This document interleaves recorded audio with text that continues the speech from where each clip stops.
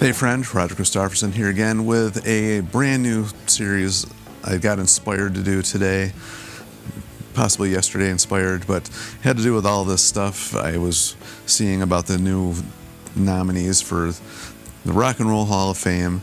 And I've thought this for many, many years, that there should be like an actual hard rock or heavy metal Hall of Fame, or an actual real, truly rock and roll Hall of Fame, because we all know that the Rock and Roll Hall of Fame has nothing to do with rock and roll music hardly at all anymore. It covers pretty much anything that the people on the committee think is, their friends or their style of music that they like should be in there. It's really a small group of people that does the deciding of this, and it's just nuts, because when you think about how many people out there you're talking about the bands that they love and stuff, and how many are not included in the Rock and Roll Hall of Fame, and people passed over that are hugely influenced by it, it's just mind-boggling. And I did look up the criteria for being involved in the Rock and Roll Hall of Fame, and it's very vague, and it is not really very much to be considered. You have to have music released at least 25 years ago, and only says a song.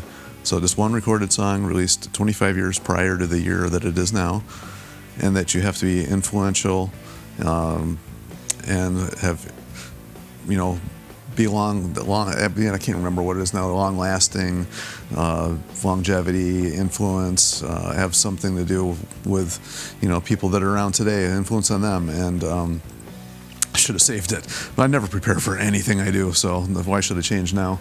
But anyway, it's very vague. It doesn't really cover much of anything, and that rock and roll title has gone over to mean bands like disco stuff.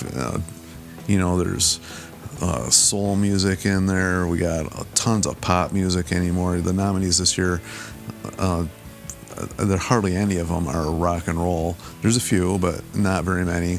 And even the ones they chose are not what I would consider the most influential over bands that are not included. I mean, like, you got bands like Thin Lizzy in Boston who never even come up. Iron Maiden, this is the first time I think they've been nominated. It just doesn't make sense to me how these bands aren't like even considered yet.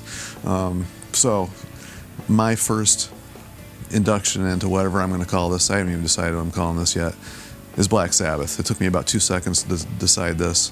I know Black Sabbath is already in the Rock and Roll Hall of Fame, but we're starting from scratch. So this is all my opinion and my rules anyway. So we're starting there. Feel free to, that's all that music is just opinions anyway. Either we like it or we don't.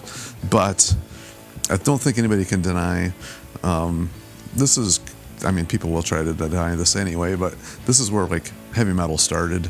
There's bands I love that I think influenced heavy metal even before this, and after this, obviously, or right around the same time frame.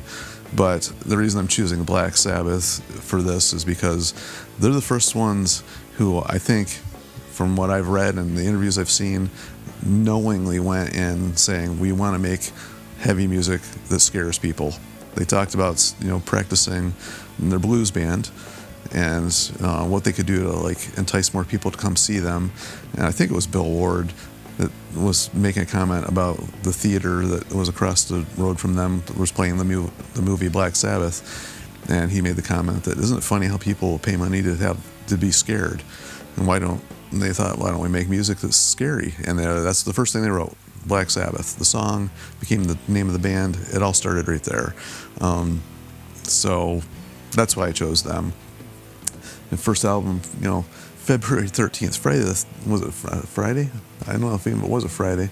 But February 13th, 1970, the first album came out. Still today, one of my favorite albums of theirs. It is scary sounding. I don't know, the album cover is scary. Don't even know why it's scary. You look at it and you're like, ooh, that's creepy. I can't explain why it's creepy, but it's creepy. And I've always loved the album. It's just one of those ones you put on and just kind of, especially you put headphones on, it just, takes you on a journey somewhere far away, and it's creepy and scary. And I used to love watching scary movies when I was a kid. All those weird ones on Elvira's nighttime show, whatever it was called, Movie Macabre, I think is what it was. And obviously she didn't, deter people from tuning in either. That's part of the reason I think us young guys watch this show. But those movies were creepy, and that album just reminds me of that time frame and all that. And of course, they went on to do hugely, influential things. Think of all the bands that are around today that were influenced by Black Sabbath, and they name Ozzy and Tony Iommi as like huge influences on their singing and the guitar playing style. And of course, you can't forget Geezer Butler, who wrote the majority of the lyrics and the creepy, scary song titles, and sometimes inspirational, quite honestly. I think some people forget about that. And of course, Bill Ward's just drumming style just fit in perfect. I just think it was a perfect combination. And for the first few albums they made, it was like nothing comes close to the sound that those guys made back in those early days. And even afterwards, when they changed members and they had other singers come in and do stuff, I think even so they didn't lose that initial style and sound. To me, Born Again is one of the scariest sounding albums ever made. It's creepy. I still love that album. I think it's completely underrated in the Black Sabbath catalog, but I think aside from the debut, it might be one of the scariest sounding creepy albums that they ever made. But like I said, it's all a matter of opinion. And I remember when Eternal Idol came out, that one just, even though the only original member at that point was Tony, I just remember like really loving that album, even though it was a little bit different style as far as far removed actually from the original sound, but Tony's riffs still are there. It's the riffs, and of course the song Eternal Idol was kind of reminiscent of the song Black Sabbath, just in the feel of it anyway. Not that necessarily the music itself, but the feel of it was slow. It had more spoken singy type lyrics going on to it, and just from that point on, I just think they've always made good albums. I really think there's better albums, but there's not one album that I can't stand. So I like everything they've done. So, and Still Around. Obviously, Ozzy passed away this past year, but up until just recently, they're still making music. Did tours. Ozzy was still making music, and Tony's still making music. I think, if I read somewhere, Bill Ward's working on something too. So, Bill Ward, Geezer Butler, sorry, was still working on something. So, can't wait to hear what they're doing. But anyway, this is just completely off the cuff what I'm doing today, and it's just my first idea of whatever this may or may not turn into. I don't know, tell me what you think of this. If you think this is a stupid idea, let me know. If you think it's a cool idea, give me some ideas for what do you think the next band should be in this. I'm definitely open to it. I think it's what it should all be about anyways, what the majority of people feel and think. It's not just my opinion of should be in this or included in whatever this would be called, the Heavy Metal Hall of Fame or Hard Rock Heavy Metal Hall of Fame, whatever it ends up being called.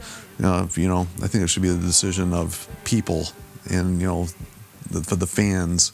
So anyway, I don't know. Just giving this a shot, seeing how it turns out, and until I hear or come up with another band to talk about, we'll see you.